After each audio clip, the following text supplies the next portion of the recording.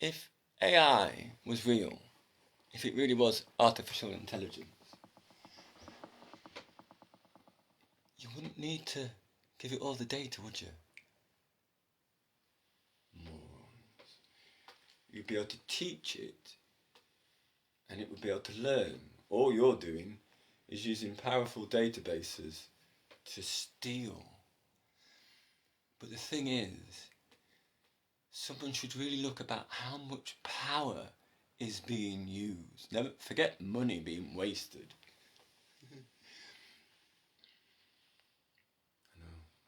So, pianos, I've maintained this. They're memory machines.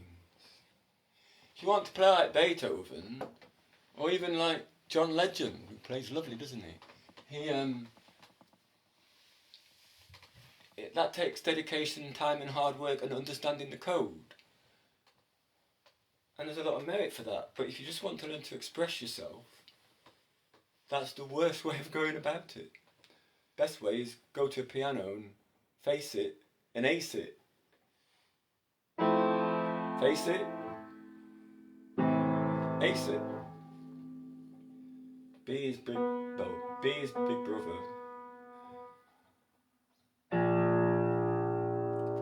B flat, that's the big brother note.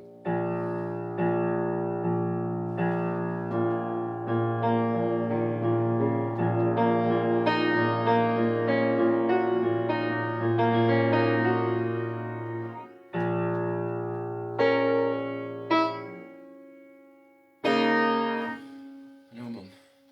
It's a memory machine, so yeah, so B and E is Mum.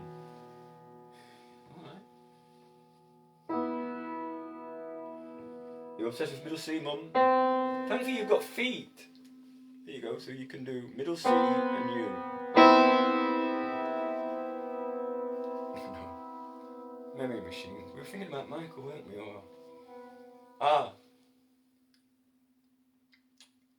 Every so often Michael struggled. He'd be in the city of London. I meet him on a Friday, it was his birthday. And I met him on a Friday looking in this kind of outfit. And looking beautiful, actually. And I actually had a white hippie top on. It's lovely embroidery. And I think Thai fisherman trousers of some description. Michael was just like, did you have to dress like that? It took him 3 pints before he was like, there's always a period of debriefing from his work anyway in the world he had to move in. To like, Desmond's here. I took him to Soho so we could share a hookah. A hookah is what you call a sheesh. The proper name is a hookah, H-O-O-K-A-H. It's what the caterpillar in Alice in Wonderland smokes. So I thought it'd be a good idea if we went to this new, because it was decades ago, we went to this new place that I'd seen in Soho, at the end of Compton Street, actually, literally at the end of Compton Street, because I took him we arrived on Compton Street at the corner where Algerian coffee stores is. He did not want to go into Algerian coffee stores. I was like, Michael, it's your birthday. I want to buy you some coffee. Oh, right. I said, this is the best place in Europe to buy coffee. I wanted you to know it as well. So anyway, that was all right. I bought him. He chose Peruvian Mountain Organic. Good choice. Next time I was there, I bought it, and then we went to the place and we shared a hookah, and I said, and he was like, "That's brilliant! You did all this so I could say at work or to my friends that my brother and I went to Soho and shared a hookah on my birthday." I went, "Yes."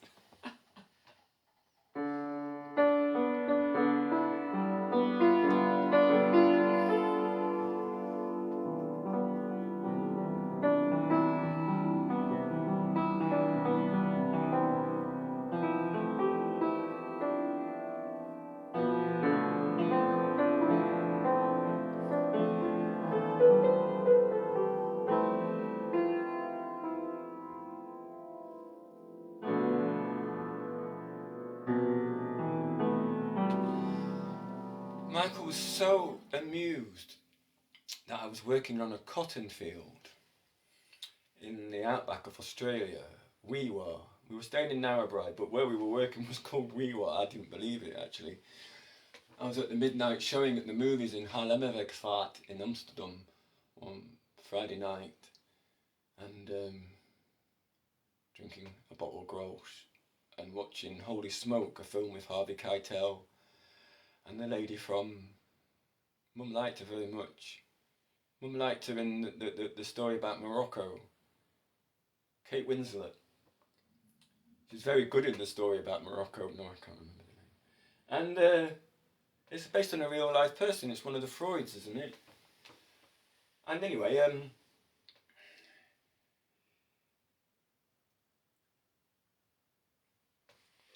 Harvey Keitel rescues, allegedly, this girl. No, the girl's rescued from a cult and taken to the shack in the middle of nowhere, Weewa. And the idea is that he gets her out of the cult in the head, deprograms her mind. And it went Weewa. And I shouted out, there were about 6 people in the cinema. I shouted out, "It's real!" I presumed the roustabouts were having a go at the POM. Oh, because that's what you do, innit? I couldn't have looked more girly on working on a cotton field with a girly hippie shirt, girly hippie trousers, and well, they're not. I didn't think they were girly, but you know, and a floppy red hat. Everyone's always like, "Wow, you worked in the outback in Australia on a cotton field where you'd stand with the hoe in your hand, waiting for the sun to come up so you could see, and you'd practice your golf swing, chipping the weeds from between the cotton plants, and we would make drinks and put them in the freezer the night before, and we'd put them at the side of the field, and by about 11 o'clock, when you were ready to have a drink type of thing, you know, they would have... The last half hour, the boss used to come and work and say, I can't... It helps with this morale for the last half hour that you're along with us. He says, well, that's why I do it. Moody, his son played for Newcastle Knights, is it? So, no, he didn't get free tickets as far as I could work out. That shocked me. But he did go to the games. And he was very proud. I think his last name was Moody. He's a good man. On payday, he'd get 3 or 4 crates of beer at his house he'd give you your wages and drink as much beer as you want, because he was like, there's no need for you lot to go to the pub and waste your money that you've worked on. It didn't stop us going to the first time we went to the pub. Well, because one of the supervisors had been saying he'd drink was under the table.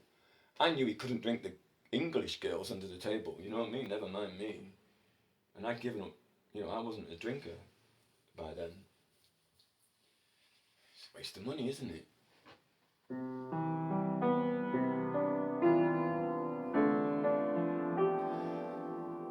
Yeah, so people think, wow, you were... But what was amazing was Adele with severe rheumatoid arthritis. She managed it. So the last half hour, the boss said, he goes, the last half hour was hard. It's like 40 degrees, and you can feel the heat of the ground through your shoes to the soles of your feet, which was true. Michael thought this was so hilarious that his brother was working on a cotton field to get money to go to India. I didn't need money if I was going to stay in Australia because I'd saved enough up. But Adele wanted to go to India because she's seen some really nice photographs of India, and I've always wanted to go to India, and she asked me to come, and I'm like, yeah. And 1999. And Michael thought it was so funny, he put £1,000 in my bank account, sent me an email with sheet music for Negro spirituals and everything.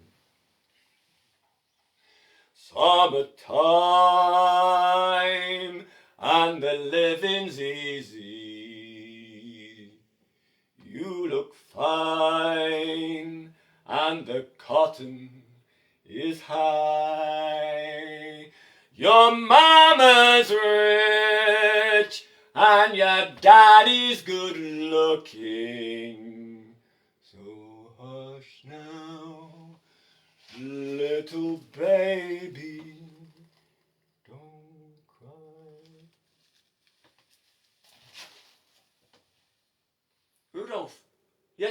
they're expert breakers and enterers,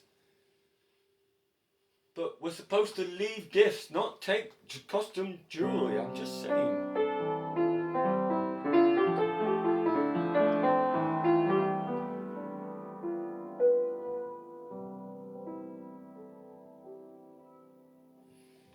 Now, when Michael moved into his new house, even though he didn't want the £1,000 back, it was always like, you've just given me so much of a laugh, and it's 10 hours work. Thanks. And I gave him £500 when he moved in, and then later on £500, which made me happy.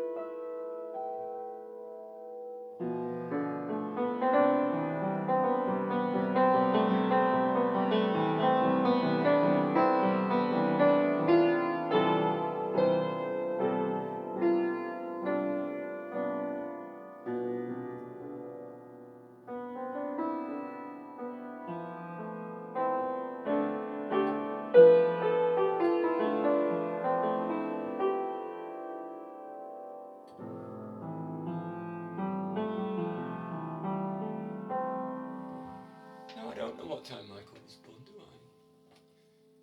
Michael was never that bothered by it. Mum was born at 3 o'clock, because I always called her at 3 o'clock on her birthday. And I was born at 10 to 2 in the afternoon.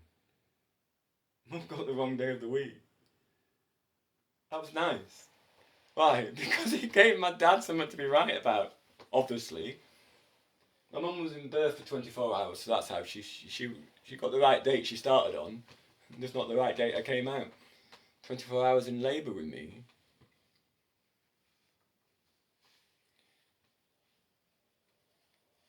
Well, apparently I did look like a girl when I was young.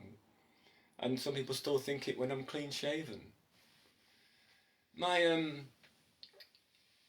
mum and I were visiting one of her older brothers, Gus, Uncle Gus Donnelly, and his amazing wife, Aunt Geraldine. Aunt Geraldine was a beautiful woman, actually, and also an amazing woman. And my dad always said he loved her because she could talk. If it was necessary for conversation, and there was no conversation, she could provide it. Now, people like that get a bad reputation among some people, a minority, but then if you look deeper, you realise that for the people married to the Donnellys, they were terrified of any family gathering because Mum's father was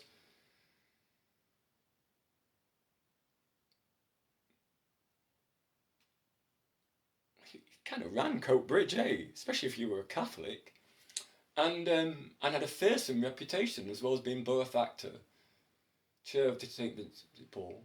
Although Mum and Dad took turns in being chair of the St Vincent de Paul in our church. It's a great church. So Mum and I were visiting, and I think we were on the way to see Daphne Barham, a most excellent comedian, writer, human rights lawyer, and human being.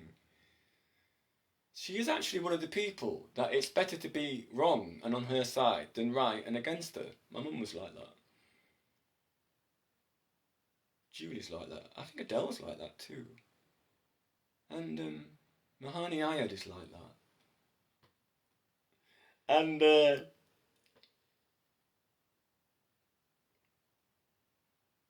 Dad said Aunt Geraldine was wonderful because she spoke. And so it made it a lot easier to be the outlaws at the many family gatherings. The Donnellys liked a gathering. And nothing wrong with that, actually. I like a gathering. And we were saying about me getting mistaken for a girl. It must have just happened. Despite me wearing a blue blazer. I think it was an RAF blazer, actually. It cost me £1 in a charity shop in Chatters. And I don't think Daphne ever knew what to make of me because I was dressed completely different every time she saw me. And the last time I saw her socially, that was the last time I saw her, we went to a double bill, Pie and another film, but she wasn't well, and it was an outdoor cinema in the dodgy end of Notting Hill. But it was great to be with her because immediately in the movie, she was like, "That's a mistranslation of Hebrew." And I was like, "Oh, I'm so glad that you're here." Yeah, I did get the cold. I had a great dinner beforehand in some ethnic restaurant next to the cinema. Well, it was an outdoor cinema, so it was whatever it was when it wasn't a cinema, pop-up cinema. And Geraldine says, "But you're too ugly to look like a girl." You know, some people would have found that deeply offensive. Then people are wrong. I think of that every now and then. You're too ugly. Well, I am too ugly to be a girl. Look at this nose. You know? Women, I mean, it's nice from the side as a man, but I mean, women are beautiful.